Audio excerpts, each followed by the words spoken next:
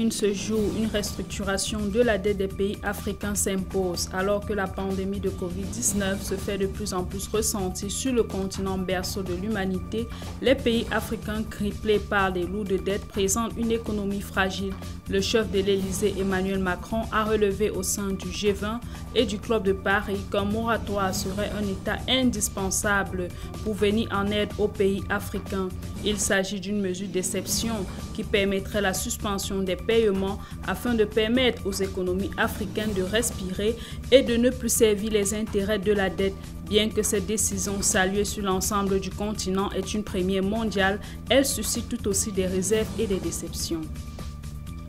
En République démocratique du Congo, alors que l'affaire Caméré qui draine de multiples arrestations bat en brèche, la Cour constitutionnelle congolaise a tranché la question de la légalité de l'état d'urgence décrété le 24 mars par le président Félix Tshisekedi.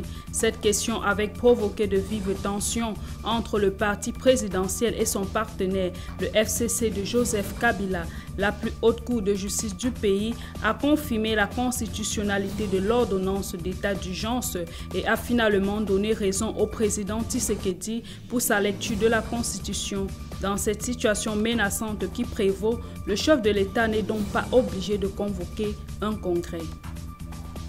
Au Cameroun, pour lutter contre la surabondance des déchets, des ingénieurs ont trouvé une astuce visant à construire des pirogues à partir des bouteilles plastiques recyclées. Ismaël Essomé est à l'origine de cette idée ingénieuse. Lui et son équipe utilisent des centaines de bouteilles en plastique abandonnées, collectées sur les plages et dans les zones urbaines. Cette innovation permet de collecter environ 3 à 5 tonnes de déchets chaque mois. Camille Dimal, pêcheur, utilise les bateaux en plastique depuis environ 1 an. Selon lui, il serait léger, facile à l'utiliser, économique et plus durable. Terminons avec le point sur le coronavirus en Afrique. La quasi-totalité des pays sur le continent sont désormais affectés par le nouveau coronavirus. Plus de 15 600 cas confirmés dans 52 pays africains.